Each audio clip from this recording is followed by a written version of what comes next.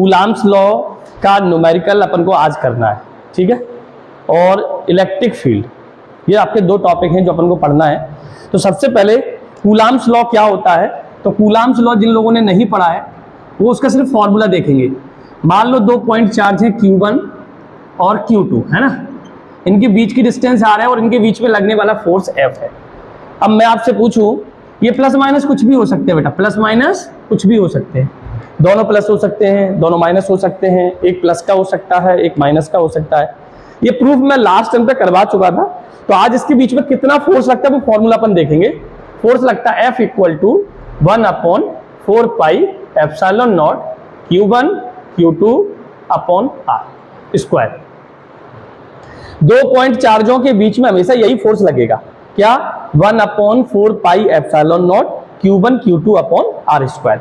ये जो 1/4 pi epsilon not लिखा है बेटा, इसकी जगह हम यहां पर K भी लिख सकते हैं, K Q1 Q2 upon R square, क्योंकि ये जो K है ना, इसी की वैल्यू होती है 1/4 पाई एप्सिलॉन नॉट, इसी की वैल्यू होती है। तो चाहे ये लिख दो K और चाहे ये लिख दो, दोनों ही हमारे 2 पॉइंट चार्जों के बीच में लगने वाला फोर्स का फॉर्मूला होता है। अब इस फोर्स के फॉर्मूले में इसकी वैल्यू भी कुछ होती होगी, तो यहाँ इसकी वैल्यू भी होती है 9 × 10⁹। तो हम ये भी फॉर्मूला लगा सकते हैं 9 × 10⁹ Q1 Q2 upon R square. ये 3 फॉर्मूले फोर्स के हम प्रूव करवा चुके हैं बेटा पहले से। आज हमारा टारगेट है न्यूमेरिकल्स। हम इन चार्ज के बीच के कितना फोर्स लगता है ये कैलकुलेट करेंगे, ठीक है। इनके 2 पॉइंट चार्जों के बीच में लगने वाला फोर्स क्या करेंगे, कैलकुलेट करेंगे। क्लियर, इतना समझ में आ गया, इतना समझ में आ गया। ये हम लास्ट टाइम पे प्रूव करवाया था 2 पॉइंट चार्जों के बीच में लगने वाला फोर्स। अब इसमें अपन को 2-3 चीजें और समझनी है। पहली चीज ये समझनी है कि चार्ज भले ही माइनस में दिया जाए, चार्ज भले ही माइनस में दिया जाए, आपको प्लस में ही रखना है। आपको किस में रखना है, प्लस में ही रखना है। चार्ज भले ही माइनस में दिया जाए, आपको प्लस में रखना है, क्योंकि आपको सिर्फ उसकी वैल्यू लेनी है, साइन नहीं लेना है, क्योंकि हमें फोर्स का मैग्नीट्यूड निकालना है। क्या निकालना है, मैग्नीट्यूड। मैग्नीट्यूड का मतलब मान निकालना है, हमें ये नहीं बताना कि वो प्लस का आ रहा है या माइनस का आ रहा है। क्लियर। तो ये फोर्स का फॉर्मूला, ये फोर्स का फॉर्मूला और ये फोर्स का फॉर्मूला एक ही चीज है। हम ये रखेंगे तब भी इसकी वैल्यू ये रखनी पड़ेगी हमें न्यूमेरिकल्स में, और ये रखेंगे तो डायरेक्ट कोई दिक्कत ही नहीं। तो जैसे अपन ज्यादातर न्यूमेरिकल में क्या करते हैं, ये वाला फॉर्मूला यूज करेंगे, है ना, ये वाला। क्यों, K की वैल्यू सीधा रखेंगे 9 × 10⁹। याद करो 2 पॉइंट चार्जों के बीच में लगने वाला फोर्स क्या होता है, K Q1 Q2 upon R square. याद कर लो, K Q1 Q2 upon R square. Clear, K Q1 Q2 upon R square. तो 2 पॉइंट चार्जों के बीच में लगने वाला फोर्स आप तो सीधा याद करो कितना, F equal to K Q1 Q2 upon R square, ये फोर्स लगेगा। और इसी के ऊपर हमें आज न्यूमेरिकल करने। K की वैल्यू पता है कितनी होती है, 9 × 10⁹। तो जब हम न्यूमेरिकल करेंगे तो K की वैल्यू कितनी रखेंगे हम, 9 × 10⁹। ठीक है, बात समझ में आ गया, क्लियर है। अब ये आपको भी बता देते हैं बेटा, अगर हम मीडियम में रखेंगे, इसको हम किस में रखेंगे, मीडियम में। मीडियम में यदि माध्यम उपस्थित हो, अगर उनके बीच में माध्यम उपस्थित है तो क्या होगा, तो इसमें माध्यम रखा हुआ है, तो हमारा जो फोर्स का फॉर्मूला था 1/4 pi epsilon 0 Q1 Q2 upon R square. तो हम ये एप्सिलॉन 0 के बगल में एक कैपिटल के लगा देते हैं। ये कैपिटल के और ये स्मॉल के अलग अलग है। ये तो था समानुपातिक नियतांक जिसकी वैल्यू ये होती है। ये कैपिटल के को हम बोलते हैं परावैद्युत माध्यम का परावैद्युतांक। परावैद्युतांक क्या बोलते हैं इसको, परावैद्युतांक। किसका होता है, माध्यम का। किसका होता है, माध्यम। तो केस में क्या है, परावैद्युतांक। किसका होता है, माध्यम। वायु के लिए इस K की वैल्यू बेटा 1 होती है। वायु के लिए क्या होती है, इसकी वैल्यू 1 होती है। बाद में लिखना बेटा, है ना। वायु के लिए इसकी वैल्यू 1 होती है। धातु के लिए इसकी वैल्यू अनंत होती है। और पानी के लिए इसकी वैल्यू 80 होती है, जल के लिए। बस ये 3 आपको याद रखने हैं। इसके अलावा आपको याद नहीं करना, आपको क्वेश्चन में दिया जाएगा। K का मान आपको क्या होगा, क्वेश्चन में दिया जाएगा। ठीक है, तो फिलहाल अपन ये बाद की बात करेंगे। फिलहाल अपन इस पर एक क्वेश्चन करने वाले हैं। तो देखो बेटा, क्वेश्चन सुन लो। क्वेश्चन लिखा हुआ है 2 पॉइंट चार्ज है, एक है 2 माइक्रो कूलाम और एक है बेटा 3 माइक्रो कूलाम।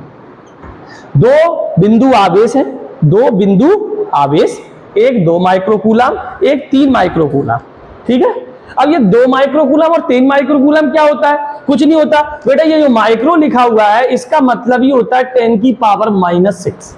इसका क्या मतलब होता है? 10 की पावर -6। तो कभी मैं आपसे बोलूं 2 माइक्रोकूलम को कूलम में लिखो, किस में लिखो? कूलम में। और ये माइक्रो शब्द हटाना हो तो हम क्या करेंगे, यहां पर 10 की पावर -6 का क्या कर देंगे? मल्टीप्लाई। ये माइक्रो की जगह क्या रख देंगे? 10 की पावर -6। तो ये किस में आ जाएगा? कूलम में आ जाएगा। किस में आ जाएगा? कूलम में आ जाएगा। ऐसे ही 3 माइक्रोकूलम को कूलम में रखेंगे तो ये किस में आ जाएगा? 3 × 10 की पावर -6 कूलम। तो इसका मतलब ये माइक्रो का मतलब आपको समझ में आ गया होगा कि एक माइक्रो में 10 की पावर -6 होते हैं। तो माइक्रो को हटाएंगे तो 10 की पावर -6 रखेंगे। क्लियर? तो यहां पर आपको सबसे पहले क्या गिवन है? यहां पर क्या गिवन है आपको? सबसे पहले यहां पर आपको 2 बिंदु आवेश दिए गए और दोनों बिंदु आवेशों के बीच की दूरी भी 3 सेंटीमीटर दी गई। कितनी दी गई बेटा? 3 सेंटीमीटर। कितनी दी गई है? 3 सेंटीमीटर। कितनी दी गई है? 3 सेंटीमीटर। तो अब अपन को सबसे पहले देखो बेटा क्या निकालना है इसमें। उसमें बोला है इनके बीच लगने वाला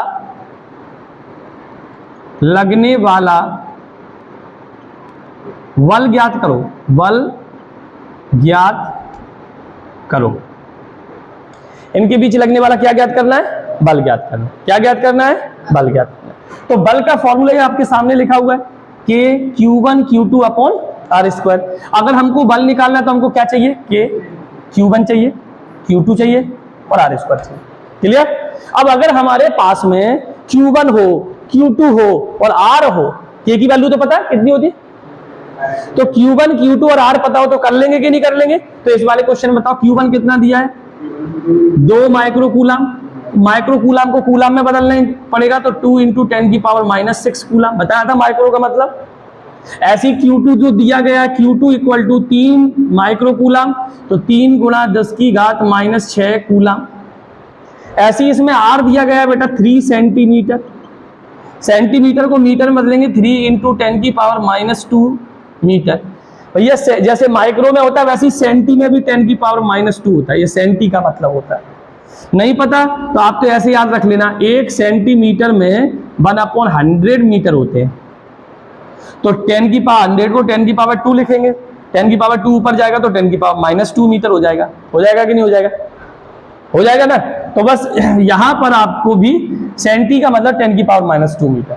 अब आपके पास में बेटा Q1 है, आपके पास में Q2 है, आपके पास में R है और क्या पूछा है? बल। तो बल निकालना है तो अपन क्या करेंगे? F = K Q1 Q2 upon R²। K की वैल्यू कितनी है बताओ बेटा? K की वैल्यू 9 × 10 की पावर 9 और Q1 कितना है? 2 × 10 की पावर -6। Q2 कितना है? 3 × 10 की पावर -6 और R कितना है? 3 × 10 की पावर -2 का whole square. Whole square R² है ना। आई बात समझ में कि नहीं आ गई? अब आप खुद सोचो बेटा 3 का स्क्वायर कितना होगा? 3 का स्क्वायर 9 होगा। तो क्या मैं 9 से 9 काट दूं? 9 से 9 कट जाएगा। अब आप खुद सोचो 3 × 2 = 6 होता है कि नहीं होता है? होता है कि नहीं? तो मैं यहां लिख देता हूं बेटा 3 × 2 = कितना होता है? 6।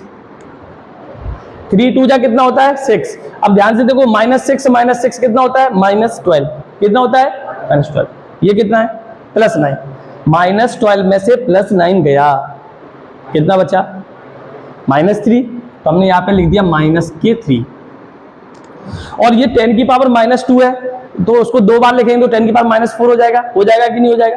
मल्टी स्क्वायर नहीं होता, मल्टीप्लाई होता है। 2 × 2 = 4 तो 10 की पावर -4। ये 10 की पावर -4 ऊपर जाएगा तो प्लस का हो जाएगा। तो 10 की पावर -3 में से प्लस का जाएगा तो 10 बचेगा। देखो बेटा 10 की पावर -3, 10 की पावर -4, 10 की पावर -3 से 10 की पावर -3 कट जाएगा। क्या बचेगा? 10 की पावर -1। -1 जब ऊपर जाएगा तो +1 हो जाएगा तो 10 बचेगा। ठीक है। तो यहां से 10 का 6 का मल्टीप्लाई करेंगे तो 60 न्यूटन इसका आंसर आ जाएगा।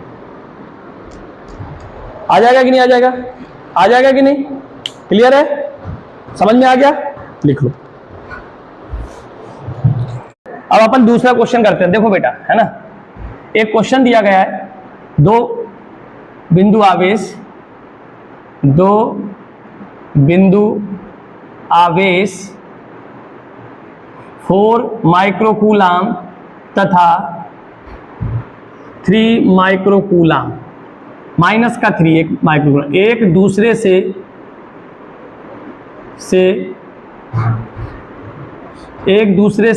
6 सेंटीमीटर की दूरी पर रखे हैं, तो इनके बीच लगने वाला बल होगा। ठीक है, क्वेश्चन ध्यान से सुन लिया। दो बिंदु आवेश 4 माइक्रोकूलाम और माइनस के 3 माइक्रोकूलाम एक दूसरे से 6 सेंटीमीटर की दूरी पर रखे, तो इनके बीच में लगने वाला बल होगा। तो आपको पता है सबसे पहले Q1 दिया गया है, क्या दिया गया है, Q1 कितना, 4 माइक्रोकूलाम, इसको कूलाम में बदलेंगे बेटा, 4 गुणा 10 की घात -6 कूलाम। फिर आपको Q2 दिया गया कितना, माइनस का 3 माइक्रोकूलाम, तो इसको बदलेंगे माइनस का 3 गुणा 10 की घात -6 कूलाम। फिर आपको दूरी दी गई है कितनी, 6 सेंटीमीटर, तो 6 गुणा 10 की घात -2 मीटर। आया समझ में इतना? अब आपसे बोल रहा है बल बताइए, तो बल का फॉर्मूला क्या होता है बेटा, K Q1 Q2 upon R²। K का मान कितना बताया था, 9 गुणा 10 की घात 9। Q1 कितना है, 4 गुणा 10 की घात -6 और -3 गुणा 10 की घात -6। लेकिन हमने आपसे क्या कहा था, माइनस का नहीं लेना है, तो हम ये माइनस का नहीं लेंगे। माइनस का साइन सिर्फ ये बताता है कि इनके बीच में लगने वाला बल आकर्षण होगा या बल प्रतिकर्षण होगा। तो माइनस का नहीं लेना, मान बताना कितना आएगा। तो हमने Q1 रख दिया, Q2 रख दिया, और बीच की दूरी R कितनी है, 6 गुणा 10 की घात -2 का होल स्क्वायर। इतना समझ में आ गया। अब आप ध्यान से सोच, 6 6 जा कितना होता है, 36, 6 का स्क्वायर कितना होता है, 36 मतलब 36, 6 छक्के 36, और 9 चौको कितना होता है, 36। तो क्या मैं 9 चौको 36 से 36 काट सकता हूं, ये नहीं काट सकता, कट जाएंगे ना, 9 का 6 का स्क्वायर 36, और इधर 9 4 जा 36, 36 से 36 कट गया, 36 से 36 कट गया। अब कितना बचा अकेला, 3, तो हमारा ये आ गया 3, और ये कितना था, 10 के -6, -6 में से +9 जाएंगे तो कितना बचेगा, -12 में से 3 गया, कितना बचा, -3, और 10 का ये -4। मल्टीप्लाई होता है, स्क्वायर नहीं होता है ना, तो 2 2 जा 4। अब आप खुद देखो, ये 10 की घात -4 ऊपर जाएगा, तो 3 गुणा 10 की घात, 3 से 3 कट जाएंगी, -1 बचेगी, -1 ऊपर जाएगी, +1 हो जाएगी, तो ये हो जाएगा 30 न्यूटन। ठीक है।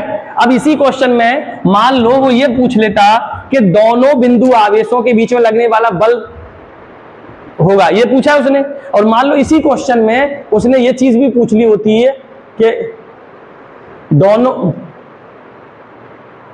तो माध्यम में बल होगा, माध्यम में बल ज्ञात करो, जिसमें दिया गया कितना, 5, के कितना दिया है, 5। अब आपके पास 2 ऑप्शन है, पहले वायु में निकाल दो और के का डिवाइड दे दो। आप इसको ऐसे भी कर सकते हैं, माध्यम में बल, तो ये वायु में जो बल आया है उसमें के का डिवाइड दे दो, के गुना, तो वायु में कितना आया, 30, के कितना दिया, 5, तो 5 6 जा 30, तो माध्यम में बल आ जाएगा बेटा 6 न्यूटन। यही क्वेश्चन अगर ऐसे दिया जाए तो इनके बीच वायु में लगने वाला बल है ना, तो पहला पॉइंट, इनके बीच वायु में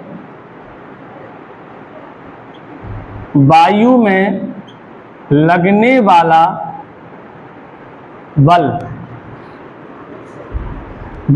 ज्ञात करो।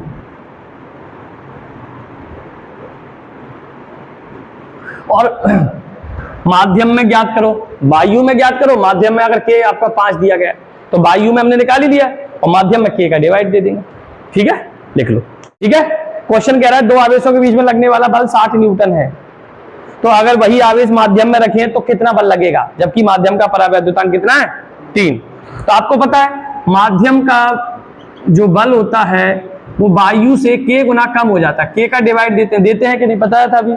तो बताइए वायु में कितना लग रहा है 60, k की वैल्यू कितनी है 3, तो कट जाएगा, कितना आंसर आ जाएगा 20 न्यूटन। लिख लो फटाफट,